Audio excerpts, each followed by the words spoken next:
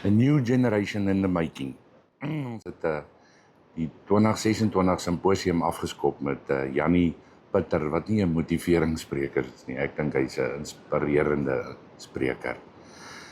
Hy het vir ons 'n bietjie gevra, wie is in beheer van jou wêreld? Sien die positiewe, speak life, besluit wie jy wil wees.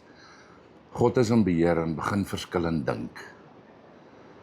Lisel Jacobs het met ons kom praat oor lojaliteit in ons werksplek. En ons het baie geleer van Jessica. Ek het baie gesien dat broken people heal broken people. En dit was vir my 'n baie interessante analogie gewees, want soveel mense wat jy kry wat coach, het nodig om gecoach te raak. Is jy lojaal of is jy gehoorsaam? Besluite is altyd emosioneel. Die magic principles het sy met ons oor gepraat. En dan natuurlik die drama driehoek, waar ek dink meer van ons betrokke is as wat ons wil erken. Volgende was Sibies gewees. Hy het gepraat, do you work to live or do you live to work? Hy het gesels oor die nuwe superpowers wat ons as werknemers en werkgewers het. Have a purpose, no egos. Do you thrive or do you survive? Skep 'n veilige omgewing sodat die foute wat gemaak geword geabsorbeer kan word. En dan baie belangrik, Gen X se innings is nog nie oor nie. Ons het nog 'n belangrike rol om te speel. Ons het dag 2 weggespring met Dr. Pieter Geldnys wat gepraat het oor digital transformation, mega tendense wat bots, globalization versus home economics, die demografie, in ons makro-ekonomiese omgewing, chicken sniffers, vir die wat al was, sal weet wat is 'n chicken sniffer en hoe belangrik 'n chicken sniffer in ons lewens gaan raak. En dan, don't fear AI, ons moet dit omarm en dis wat ek wegvat daarvan. Dat ons moet leer, dat dit wat op pad is, ons nie voor bang hoef te wees nie. Dit was sommer 'n paar gigabytes se data wat ons daar gekry het. Volgende was Dr. Mariet Geyser.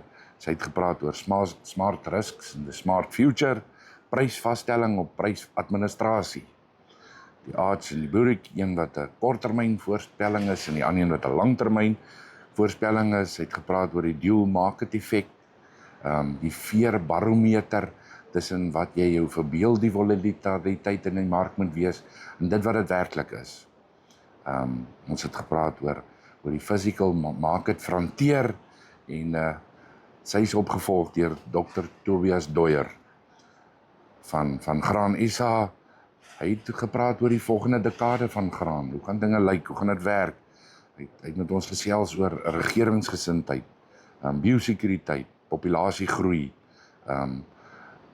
hoe belangrik R&D gaan wees, nie net vir die regering nie, maar vir die privaat sektor ook, en wat die effek van beleide gaan wees op graanprodusente. Dr. Teens Elof het ons vir ons afgesluit met 'n paar gedagtes oor die pad na 2026 se plaaslike verkiesings. Hoe het ons tot hier gekom? Wat is die gevolge?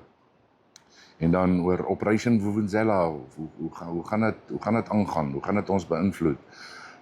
Elkeen van die 2 dae is afgesluit deur 'n lekker paneelbespreking, waar die kundiges nie net gedagtes met mekaar gedeel het, wat nie noodwendig van 'n voorbereide voorlegging afgekom het nie, maar waar hulle vrae die gehoorheid gedeel het. So, ek borreling kook. Ek het soveel goed bygeleer, en ek het soveel inspirasie by hierdie ding gekry, laat ek nie kan wag vir volgende jaar, die 17de en die 18de Maart 2027, hier by Dias Hotel, waar ons dit weer gaan doen, en ons gaan dit beter doen. Dankie julle.